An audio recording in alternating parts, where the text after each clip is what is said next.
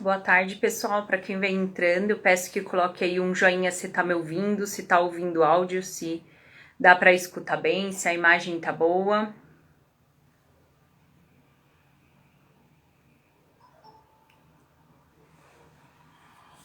Pessoal, boa tarde. Se alguém puder colocar um joinha aí para mim, pra gente saber se o áudio tá ok, por favor.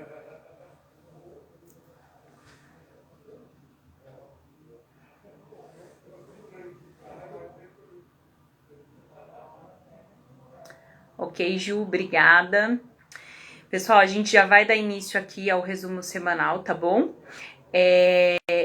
Só vou esperar um pouquinho até o Instagram avisar o pessoal, todo mundo entrar, pra gente poder fazer um resumo aqui de tudo que aconteceu na nossa semana, né? O que fecha aí nossas oportunidades, tá? Pra gente poder aí avançar na próxima semana, tá bom? Só um minuto enquanto o pessoal tá entrando e a gente já dá início ao nosso resumo aí de como foi essa semana, tá? Só um minuto.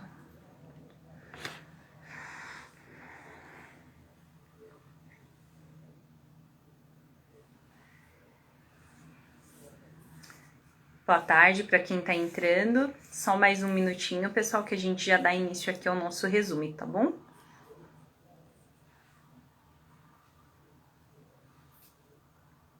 Boa tarde.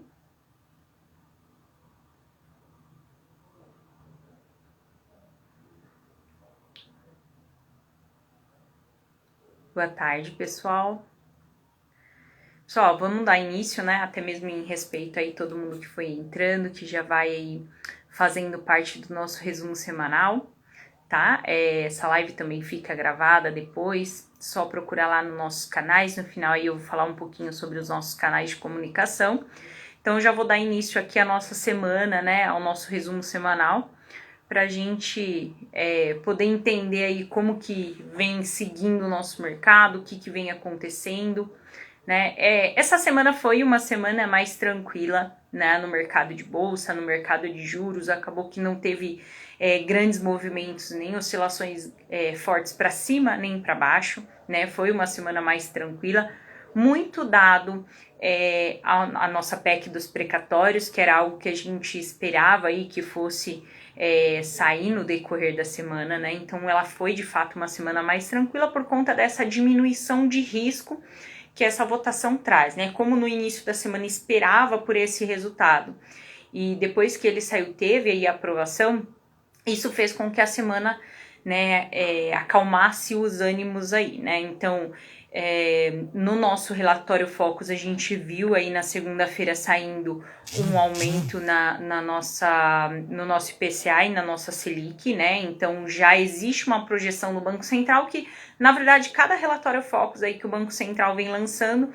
já vem tendo um aumento aí, né, nessa preocupação com inflação e, consequentemente, nesse aumento da Selic para tentar conter essa inflação, né? Então, nosso IPCA subiu para uma projeção de 9,33 para agora no final do ano, né? Ou seja, eles ainda querem aumentar mais a Selic para que tente diminuir essa inflação, né? Então, esse é ainda um projeto do governo. E aí a Selic sobe para 9,25 até o final do ano, né? Hoje a nossa Selic está em 7,75. Então toda essa projeção de aumento de Selic já é previsto, já estava precificado no mercado, então por isso acaba que não deixa o mercado tão estressado com isso, porque já é algo previsto, né? A gente já vê uma inflação vindo muito forte desde o ano passado. Cada mês que sai aí os relatórios de inflação, a gente vê que essa inflação ela continua caminhando forte.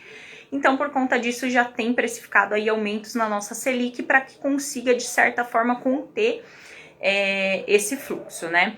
A nossa inflação de outubro, ela saiu aí na terça-feira, né, em 1,25, nosso IPCA. Era previsto pelo mercado 1,05, né? Então, foi uma inflação acima do mercado. Já era uma previsão alta, 1,05, e foi mais alto do que o mercado tinha de expectativa, né? Então a gente acumula aí no ano, nos últimos 12 meses, uma inflação de 10,67, né? E isso passa a ser uma preocupação para todos os países, né? Porque até então, pós-pandemia, já era esperado que houvesse aí um aumento na inflação por conta da baixa produtividade, de tudo que nós né? Já vínhamos falando em relação a isso, tanto que do ano passado para cá a gente entrou forte aí com bastante produto que corrigia acima da inflação, né? Exatamente porque a gente sabia que a inflação ia remunerar, né, muito bem nesse sentido. Os títulos, os ativos que remunerassem acima da inflação iam ser bons para os nossos clientes, porque a gente já via que a inflação ia ser alta, né? Só que isso passou a ser uma preocupação para os países, porque eles entendiam que esse movimento era transitório, né? Até os próprios Estados Unidos, né, nas reuniões do Fed, estava contendo esses aumentos de taxa de juros. Não, é um movimento transitório, vamos esperar, vamos deixar o mercado, né, se organizar, a produtividade voltar e tudo para que essa inflação diminua. Só que isso já começa a ser uma preocupação, né? Os países têm avançado muito na vacinação, as pessoas têm voltado a trabalhar de forma mais normal, né? Exceto as pessoas que infelizmente caíram no índice de desemprego, mas é uma preocupação porque de fato essa inflação ela não vem arrefecendo, né? Então a gente precisa ficar de olho nisso, porque o mercado ainda posiciona talvez uma possibilidade de aumento nos juros, não só dos países emergentes, como é o nosso caso, China, mas também de países, né, que já são mais estruturados. Então a gente fica de olho aí nessa parte de inflação, como ela vem surgindo, para entender se, por exemplo, os Estados Unidos aumentam uma taxa de juros, isso pode tirar investidores do Brasil e mandar lá para fora, né? Então a gente precisa ficar de olho nisso. Na terça-feira, nós tivemos aí a aprovação em segundo turno da PEC dos precatórios, no segundo turno da Câmara, né? O que é essa PEC dos precatórios, né? É uma emenda constitucional onde autoriza o governo a aumentar os seus gastos, né? A aumentar, de certa forma, algum gasto pontual que o governo venha a ter, que nesse caso o governo precisa aumentar aí para auxiliar as famílias de baixa renda, o Bolsa Família, né, de R$300 para R$400. Então ele tem essa necessidade de aumento, né, até mesmo por conta dessa inflação, de aumentar esse auxílio que o governo dá. Só que por conta da pandemia e tudo que a gente tem passado, o governo já está bem penalizado. A gente já vinha de um processo de um governo, né, com gastos públicos muito altos, né, com danos na economia. E aí ele precisa auxiliar essa população mais fragilizada, né? E aí como fazer isso sem que rompa o teto de gasto, né? Essa é a maior preocupação que a gente tem hoje, é isso que vem trazendo esse risco para o país, que vem fazendo nossa bolsa cair muito, que vem fazendo a nossa curva de juros aumentar muito, é esse risco país, né? É o risco do país dar um calote, o risco do país não conseguir pagar esses juros, pagar essas dívidas, né? Então, para que o país não rompa esse teto de gasto, não danifique essa projeção de orçamento que já tinha para o governo anteriormente, ele precisa que essa PEC seja aprovada, porque isso é uma forma constitucional de poder remunerar aí essas pessoas, né? De poder auxiliar essas famílias. Só que essa aprovação ela ainda vai para 2 turnos do Senado, o que pode levar tempo, né? Então, assim, arrefeceu um pouco o mercado, né? Porque teve as 2 aprovações aí, né, primeiro e segundo turno na Câmara, mas ainda tem esses 2 turnos no Senado. E isso é uma preocupação pela questão mais hoje do tempo, né? Se isso daí não for ágil no Senado, pode abrir a possibilidade, né, de propor uma solução que ainda traga danos fiscais para o país, né? Então o governo corre aí contra o tempo para tentar fazer essa aprovação em segundo turno, primeiro e segundo turno do Senado, exatamente para que entre em vigor de fato essa PEC, tá? Então, visto tudo isso, a gente viu que os juros DI, por conta dessa PEC que já foi aprovada, né, e meio que diminui aí um pouco esse risco do país, por conta da aprovação principal, que é a aprovação da Câmara, os juros já deu uma queda. Então a gente via, né, semana passada a gente até fez uma live aqui quem não assistiu pode pegar no nosso Instagram e assistir. A gente fez uma live explicando todo esse cenário de juros, de inflação, com o Galdino, que é o nosso head de renda fixa, e com o Rafa, que é o nosso diretor do escritório, exatamente falando sobre esse movimento mais expressivo que a gente tinha de taxas. A gente tinha na plataforma taxa para 1 ano de CDB a 13%. E esse cenário, aos poucos, conforme o país vai criando fôlego, ele vai diminuindo, né? Então, a gente já viu que o juros DI essa semana para 2023 já recuou aí 34 pontos base, né?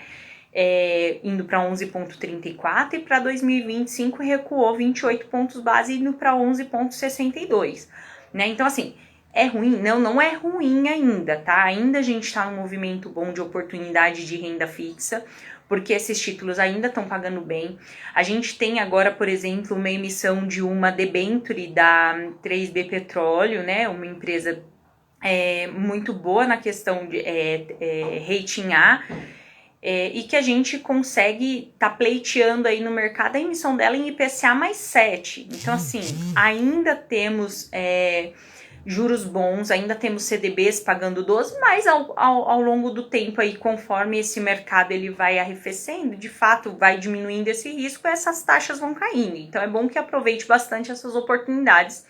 E quando a gente olha para a oportunidade, a gente também vê a bolsa aí muito descontada, né? Então, assim, se a gente pudesse fazer um cenário e dizer qual o melhor momento para entrada na bolsa, seria agora, né? Ainda com muita cautela, né? Porque a gente ainda falta aprovação do Senado da PEC, o ano que vem tem eleições, então a gente sempre precisa ser cauteloso em relação às alocações e ao percentual da carteira que a gente vai fazer.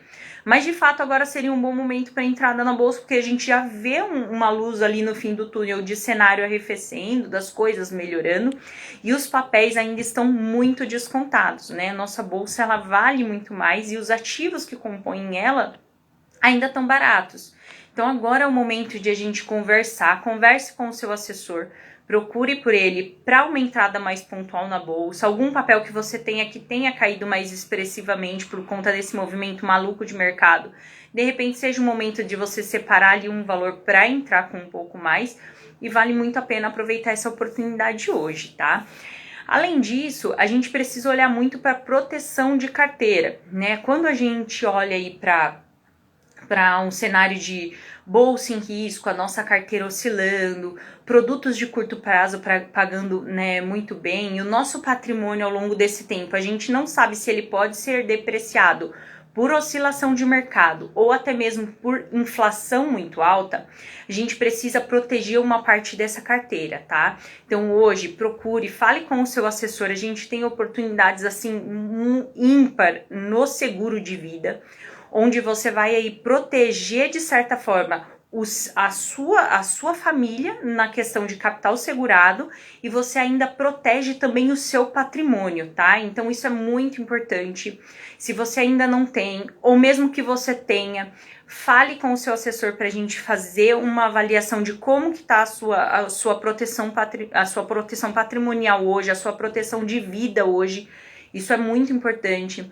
A gente tem seguros hoje que eles te possibilitam ter um capital segurado de forma vitalícia e você resgatar isso aí ao longo de um prazo de 10 anos com correção, né? Então, assim, vale bastante a pena a gente fazer uma reestruturação na sua carteira, olhando de fato para isso, para que você não perca, porque quando a gente vê o tempo passou, né? E a gente às vezes deixou ali por poucos valores de fazer essa proteção de verdade que a carteira da gente ela precisa, né? A gente precisa proteger esse dinheiro contra a inflação, contra oscilações e contra o tempo, tá?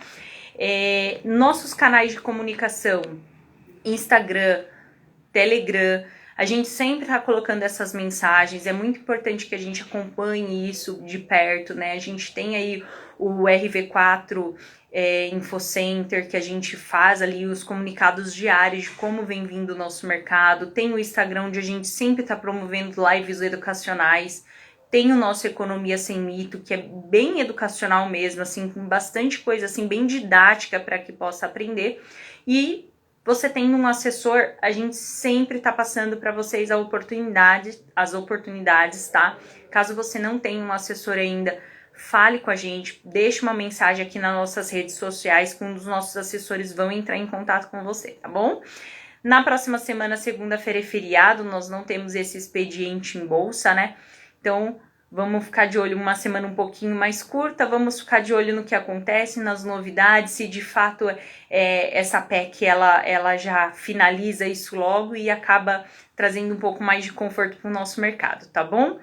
Precisando, estamos à disposição, todos os nossos times de assessores e de heads aqui do nosso escritório, tá? Tenham todos um excelente final de semana.